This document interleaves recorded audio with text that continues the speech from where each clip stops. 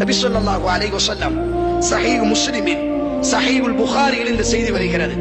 நல்ல நண்பனோடி அமர்பவனுக்கும் கெட்ட நண்பனோடி தோழமை கொள்பவனுக்கும் இருக்கக்கூடிய ஒற்றுமையை அல்லாஹ்வின் தூதர் கூறினார். நல்ல நண்பனினுடைய உதாரணம் என்ன தெரியுமா? அத்தர் வியாபாரியை போன்றவன். அல்லாஹ்வின் தூதர் உலக வரலாற்றில் எந்த உறவுக்கும் இந்த உதாரணத்தை ரசூலுல்லாஹ் சொன்னதில்லை. கணவன் மனைவி என்ற உறவை பற்றி அல்லாஹ்வின் தூதர் எப்படியெல்லாமோ சிலாகித்து கூறியிருக்கிறார், எப்படியெல்லாம் தேர்வு செய்ய வேண்டும் என்று சொன்னார். ஆனால் இந்த உதாரணத்தை அங்கு சொன்னதில்லை.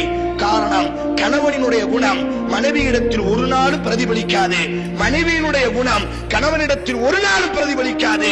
ஆனால் நண்பனினுடைய குணம் மட்டும் என்னிடத்தில் பிரதிபலிக்க ஆரம்பித்துவிடும். அதைத்தான் ரசூலுல்லாஹ் சொன்னார்கள், அல் மர்உ அலா தீனி ஹலீலி ஃபல்யன்துர் அஹதுக்கும் மை யுகாலில். உங்களினுடைய நண்பனினுடைய மார்க்கத்தில் தான் நீங்கள் பயணம் செய்வீர்கள். ஃபல்யன்துர் அஹதுக்கும், உங்களிலே